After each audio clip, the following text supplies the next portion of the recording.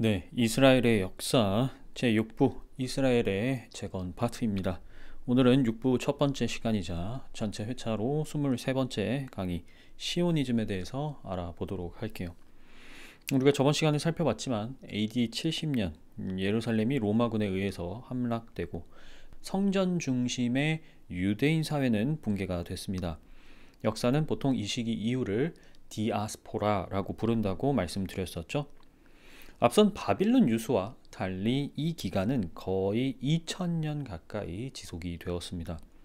그렇다면 오늘날 다시 독립국가로 존재하는 이스라엘은 어떻게 세워졌을까요? 그렇게 오래 흩어져 있던 유대인들은 어떻게 다시 모여서 나라를 세우게 된 것일까요? 오늘은 디아스포라 나머지 역사와 시오니즘에 관해서 살펴보도록 하겠습니다. 오늘 강의 차례는요, 뿌리 깊은 나무, 예레츠 이스라엘, 그리고 마지막 이스라엘의 독립 순서대로 보도록 하죠.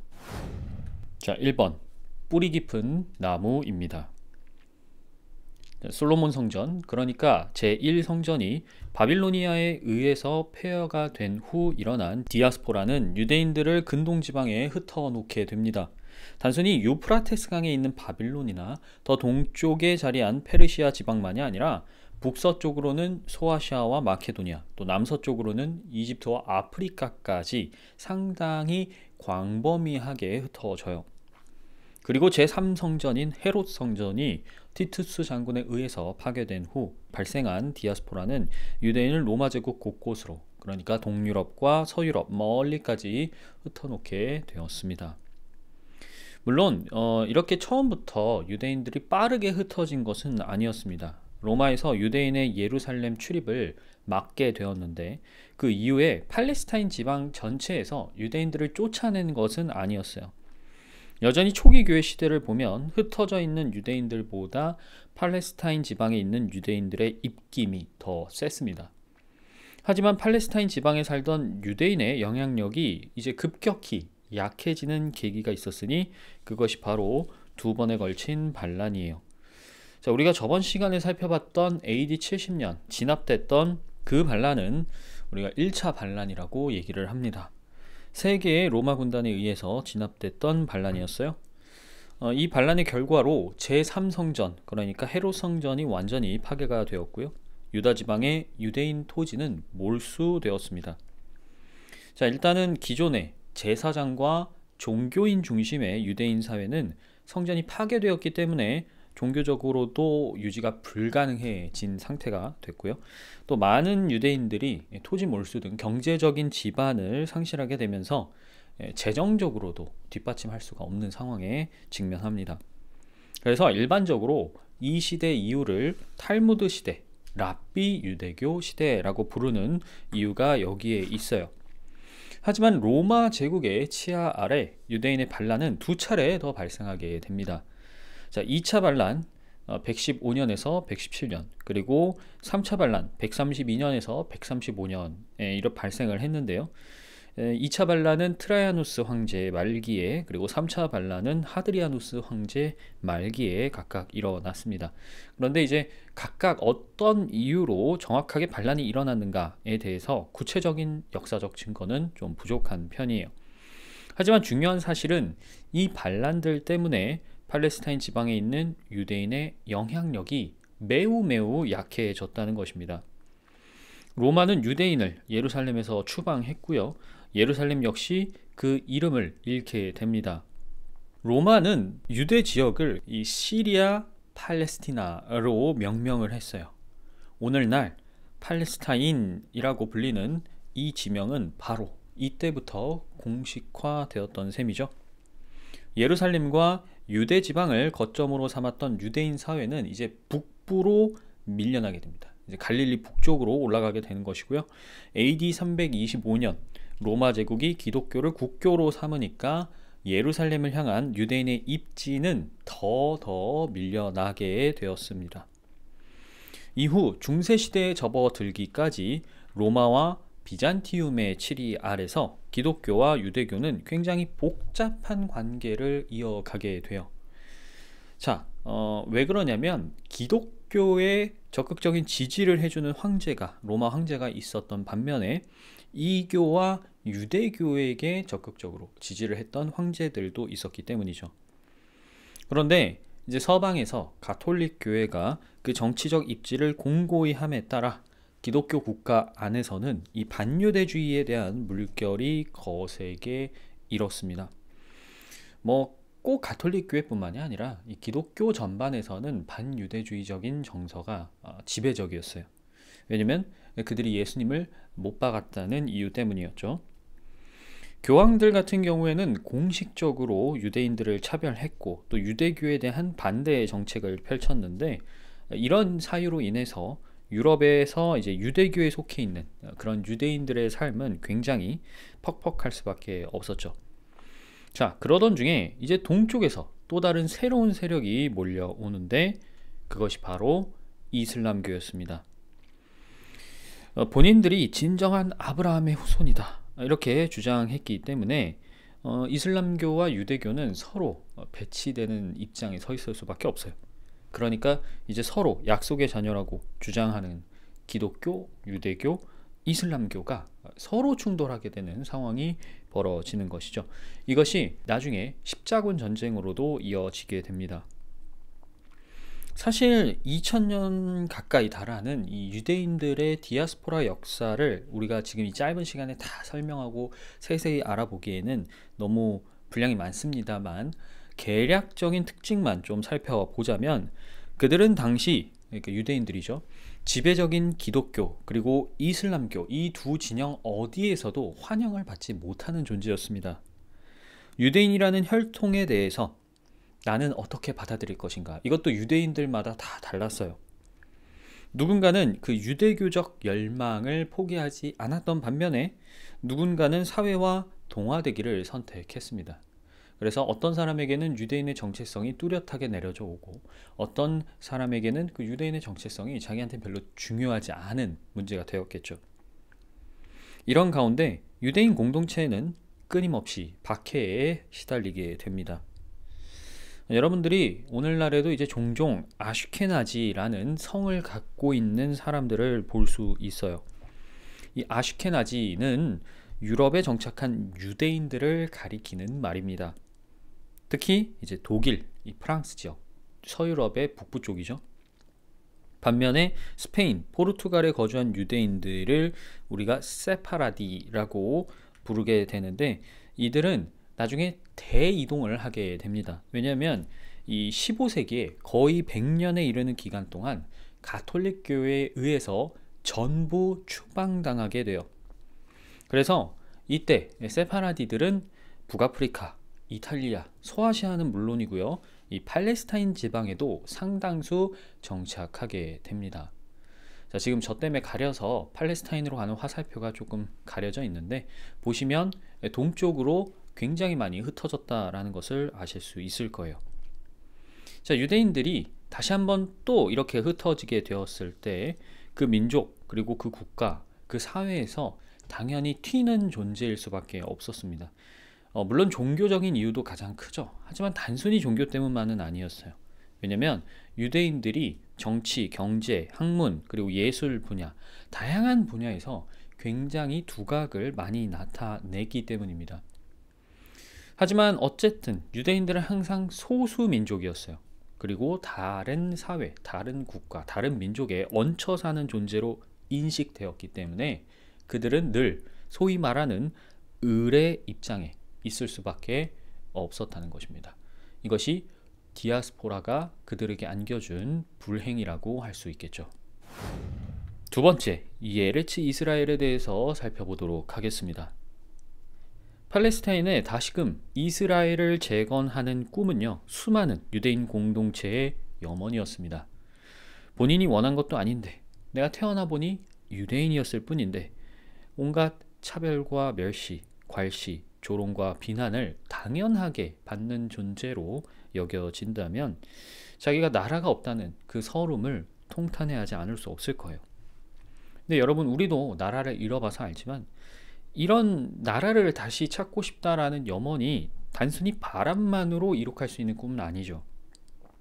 팔레스타인은 십자군 전쟁 이후 술탄에서 이제 맘루크로 이양이 되기는 했습니다만 맘루크 역시 이슬람이었기 때문에 여전히 이슬람의 지배 아래에 있었어요.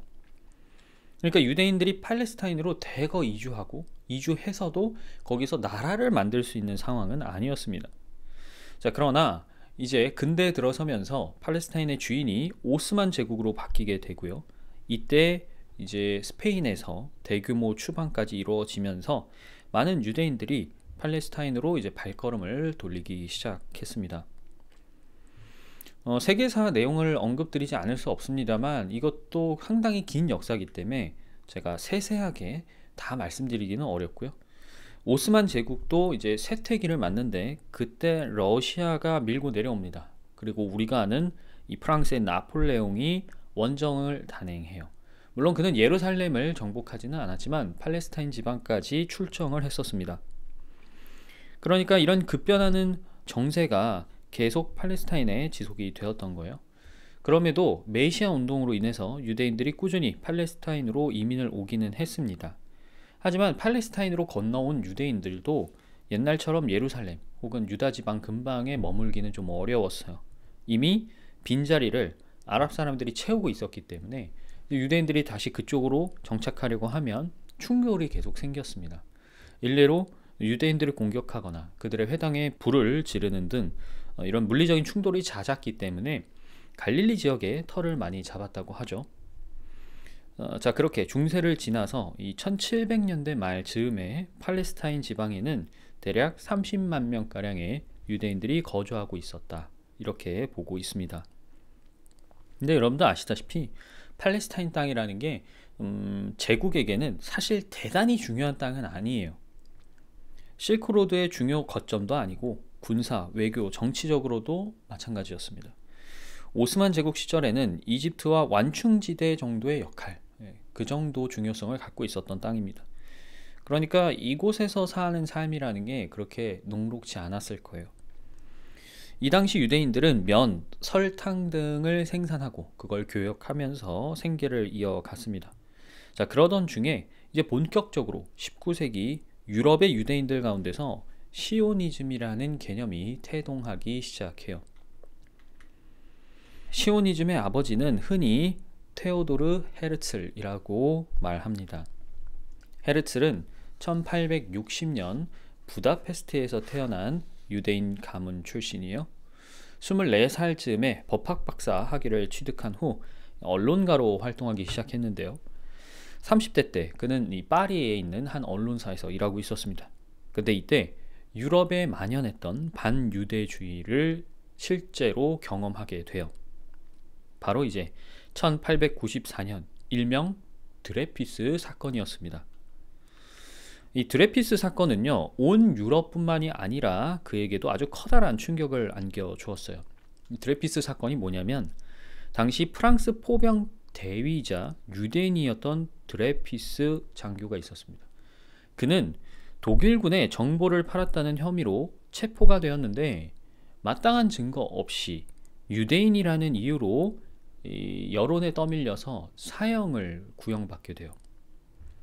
자, 이 사건으로 드레피스를 지지하는 인도주의, 자유주의, 지식인층 등과 군국주의, 반유대주의 등을 표방하는 이 보수층이 서로 첨예하게 사회적 갈등을 빚게 되었습니다. 프랑스의 저명한 소설가였던 에밀 졸라 역시 나는 고발한다 라는 사설을 게재하면서 이 반유대주의에 대한 강력한 비판을 주장하기도 했죠. 헤르츠는 이 사실을 직접 목도하고 나서 2년 뒤에 유대인 국가라는 책을 펴냅니다. 독일어로는 유든슈타트라고 하는데요. 그는 바로 여기서 자신이 구상한 시온주의의 개념을, 이념을 구체화했어요. 그는 시온주의의 목표를 유대 국가 건설이라고 딱 못 박으면서 그 첫 번째 과제로 유대인의 요구를 충족할 수 있는 영토를 차지하고 국제법의 보호 아래 독립국가의 주권을 획득하는 것이다, 이렇게 썼습니다. 그가 이렇게 주장한 이유는 당시 많은 나라에서는 유대인의 동화, 그러니까 그들이 거주하고 있는 나라를 주인으로서 섬기는 것이 유대인 문제의 해법이다라는 인식이 지배적이었기 때문입니다. 이것은 유대인 사회 안에서도 그런 인식이 꽤 많았어요. 하지만 헤르츠는 반드시 팔레스타인의 그 국가를 건설해야 한다고 처음부터 주장한 것은 아니었습니다. 이 1897년 바젤에서 제1회 시온주의 회의가 열리게 됩니다. 이 총회 자리에서 세계적인 시온주의 기구를 설립하고 그 지도자로서 헤르츠를 선출하게 되는데요. 헤르츠는 이렇게 연설했습니다. 빠르면 5년, 늦어도 50년 안에 모든 사람들이 유대인 국가를 보게 될 것이다. 자, 그리고 그의 말대로 실제로 딱 50년이 됐던 이 해에 이스라엘이 건국을 선포하게 되었죠. 자, 그는 오스만 제국에 타전을 하게 됩니다. 유대인의 팔레스타인 이민에 관해서 이제 당시 술탄과 지도자죠, 논의를 하고 싶어 했는데 오스만 제국은 사실 관심이 별로 없었습니다. 이 헤르츠는 오스만 제국 측에 유대인이 팔레스타인으로 이주하게 되면 이것은 제국에도 굉장히 큰 장점이 될 것이다, 이런 식으로 계속 어필을 했습니다만 오스만 제국이 미온적인 태도로 일관하니까 무대를 이제 런던으로 옮기게 됩니다.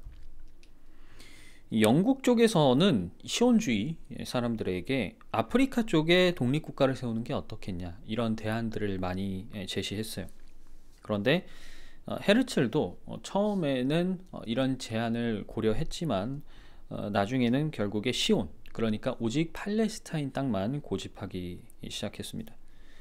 이것이 이제 소위 예레츠 이스라엘의 모태가 되는데, 예레츠 이스라엘 하면 히브리어로 이스라엘 땅이라는 말이 되죠. 하지만 헤르츠는 44세라는 젊은 나이로 타계하고 맙니다. 1904년에 죽었는데요. 그러나 그는 타계하기 전까지 이상적인 유대 국가의 건설을 포기하지 않았어요. 헤르츠리 꿈꾸던 나라는 옛날 유대교의 그런 이스라엘이 아니었습니다. 종교의 자유가 있고 범죄자는 교화되고 법은 관용이 넘치며 모든 여성이 마음껏 일할 기회가 있고 정교도 완전히 분리되어 있고 나그네의 집 같은 그런 나라를 항상 주창해 왔어요. 그리고 그의 사후 잠시 이 리더십의 공백을 맞았던 시오니즘은 세계 1차 대전을 기점으로 꿈이 아니라 정말 현실에 한 발짝 가까이 다가가게 됩니다. 자, 세 번째, 시오니즘에 꽂힌 이스라엘의 독립을 살펴보도록 하죠. 자, 헤르츠의 뒤를 이어서 시오니즘의 견인차 역할을 한 사람은 바로 후에 이스라엘 초대 대통령에 올랐던 하임 바이츠만입니다.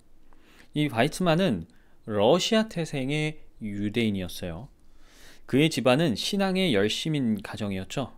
어려서부터 성경과 히브리어를 배운 그는 독일로 건너가서 이 생화학을 전공하고 박사학위까지 얻게 됩니다. 그래서 바이츠만은 생화학자로서도 굉장히 유명했어요. 그는 2차 시온주의 회의부터 참석을 했고 의외로 앞선 지도자였던 헤르츠과는 좀 반대 노선을 취한 사람이었습니다. 헤르츠는 아까도 봤듯이 외교적인 해법에 좀 공을 들이고 있었어요. 그래서 오스만 제국에 먼저 타진을 했던 것이고 이후에도 영국과 외교적으로 해결을 하려고 설득을 하고 있었죠. 그러나 바이츠만 같은 경우에는 실용적인 변화를 추구하려는 사람이었습니다. 그래서 그가 대표적으로 주장했던 내용은 문화 그리고 학문을 선도할 수 있는 히브리 대학을 설립해야 된다, 이런 내용들이었죠. 1904년 헤르츠리 눈을 감은 바로 그 해에 바이츠만도 런던으로 갑니다. 맨체스터 대학에서 이제 교수 활동을 하기 시작했어요. 그리고 바이츠만이 영국의 터를 잡은 것은 시오니즘에 있어서 대단한 진보를 불러 일으키게 됩니다. 왜냐? 곧이어 발발한 제1차 세계대전에서 영국이 팔레스타인을 점령하게 되었기 때문이죠. 자, 이 제1차 세계대전이 터지기 전에 바이츠만은 우연히 벨푸어를 만나게 됩니다.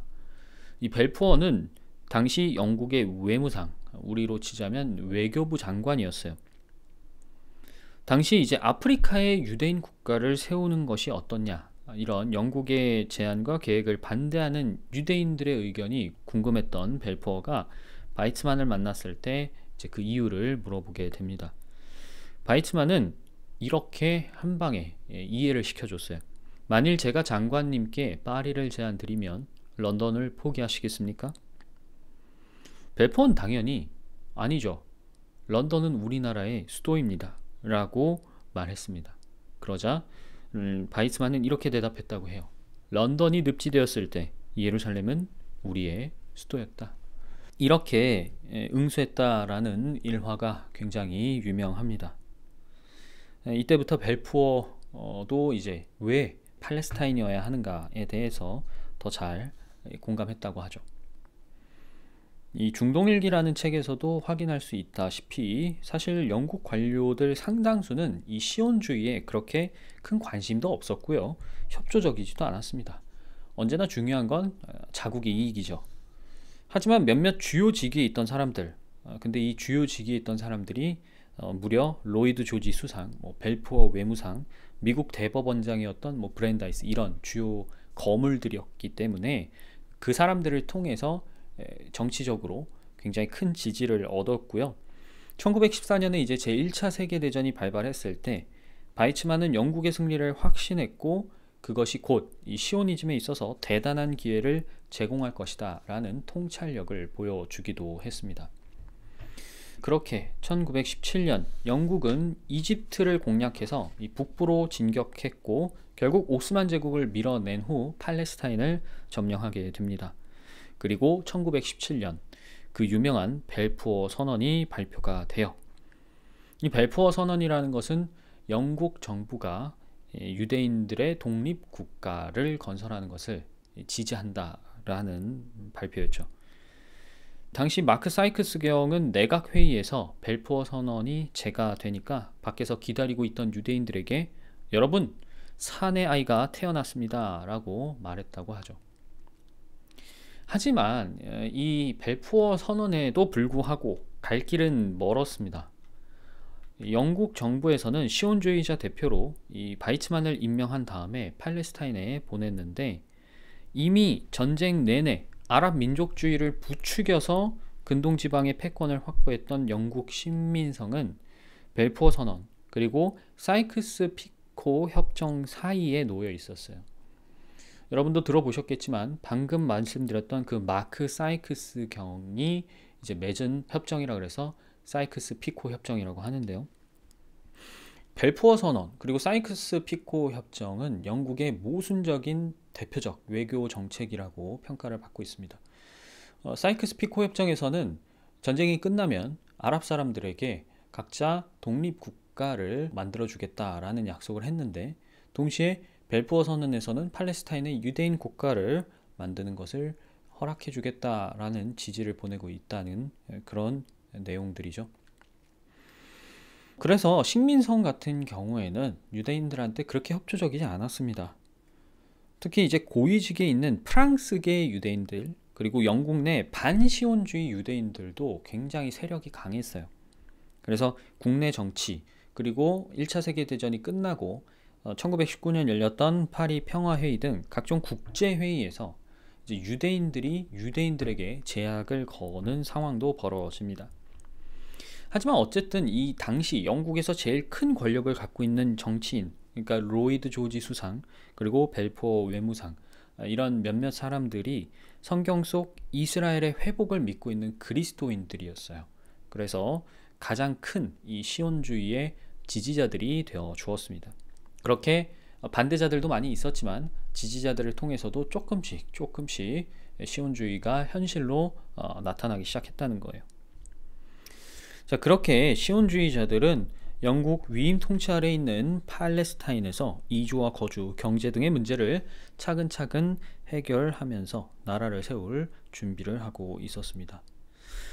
현지 아랍 사람들하고 충돌하고 총독부와도 이제 갈등을 빚는 그런 많은 걸림돌이 있었지만 어쨌든 잘 준비하고 있었어요. 근데 그러던 중에 이제 제2차 세계 대전이 터지죠. 이때 히틀러가 이끄는 독일에서의 반유대주의는 결국 온 유럽으로 확산이 되었고요. 영국 내 유대인들은 히틀러와 싸우겠다고 참전을 이제 요구했습니다. 영국은 유대인으로 구성된 부대를 구성했고요. 이들 역시 혁혁한 공을 세웠지만 식민성은 팔레스타인 내부에서 무장하고 있는 유대인들을 굉장히 경계했어요. 그래서 이제 하가나라는 자위대를 해체하려고 했고 1943년에는 불법 무기를 소지하고 있다는 이유로 팔레스타인에 있는 유대인들의 무기를 대대적으로 압수한 적도 있었습니다. 자, 근데 이제 유대인들도 배신감을 느끼는 거예요. 2차 세계대전 때 영국의 편에 서서 우리가 싸워줬는데 영국이 우리를 버리네 라고 이제 느끼는 몇몇 유대인들이 반영국 운동을 벌이기 시작해요. 특히 이제 레히라는 과격단체가 있습니다. 테러 조직인데 이들이 반유대주의 영국 인사를 암살하거나 이제 폭탄 테러를 벌이기도 해요. 지금 연대표를 보시면 1937년에 이제 팔레스타인을 분할하겠다라는 안이 처음으로 등장을 하게 되었고요. 1939년에는 영국 정부가 발간한 백서에서 유대인의 이민, 토지 매입, 정착을 이제 제한하게 됩니다. 그 사이에 제2차 세계대전이 발발했고 바이츠만이 영국군 내 유대인의 전투부대 육성을 이제 제한하게 되었죠. 하지만 열심히 싸웠음에도 영국이 협조적이지 않으니까 이제 테러들이 일어납니다. 대표적으로 44년에 과격단체 레이가 이제 윌터 기네스, 모인경을 암살하는 사건이 벌어지고 1946년에는 이르군이라는 무장조직 단체가 팔레스타인에 있던 킹 데이비드 호텔 폭탄 테러를 감행하게 되었어요. 2차 세계대전이 끝나고 나서도 당시 수상이었던 처칠은 벨푸어 선언을 계속 지지한다라고 밝혔음에도 45년 7월에 노동당이 재집권했으나 유대인의 팔레스타인 이민은 여전히 이루어지지 않았습니다. 자, 시오니즘에 협조하지 않았던 당시 외무상이었던 이 베빈이 팔레스타인 분할안을 제시를 했어요. 그런데 결국은 아랍 측에도 그리고 유대인 측에서도 모두 거절을 당하게 됩니다. 그리고 계속해서 팔레스타인에서 테러 활동들이 빈번하게 일어나다 보니까 결국에는 팔레스타인 문제 해결하는 것을 포기합니다. 그리고 유엔에 이 문제를 상정하게 돼요. 1947년에 유엔에서는 최종적으로 팔레스타인의 유대인 국가와 아랍 국가를 따로 만들겠다라는 결의안을 채택하게 됐죠. 유대인들은 유엔 결정에 동의를 했습니다. 하지만 유대인 국가를 팔레스타인에 절대로 들일 수 없다면서 아랍 측은 강경한 태도로 반대했어요. 그렇게 유엔 결의에 따라 이스라엘은 1948년 5월 14일 영국의 위임 통치 종료와 함께 건국 선언을 발표하게 됩니다. 하지만 유엔 결의안도 또 이스라엘의 건국도 받아들일 수 없었던 아랍 5개국이 범아랍 연맹을 결성하고 바로 다음 날인 5월 15일 이스라엘을 침공해요. 그렇게 지금까지 이어져 오는 중동 갈등이 새로운 국면을 맞게 됩니다.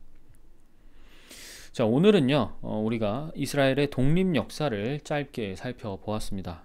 더 자세한 내용들이 많지만 우리가 시간 관계상 생략한 부분도 굉장히 많아요. 여러분들이 이 역사에 관심이 있으시다면 관련 자료들 또 책들을 연구하고 또 공부해 보시기를 추천드려요. 저 역시 이 성경 속에 예언되어 있는 이스라엘의 회복을 믿는 사람으로서 이스라엘의 독립 과정에는 하나님의 손길과 많은 그리스도인들의 활동 또 노력이 담겨 있다는 것을 알고 있습니다. 자, 다음 시간에는요 이제 이스라엘이 48년에 건국을 선언했는데 이 건국과 더불어서 곧장 이어진 중동 전쟁 그리고 그로 인해서 오늘날까지 이어지고 있는 중동 분쟁에 관해서 우리가 그 역사를 간략히 살펴보는 시간을 갖도록 하겠습니다.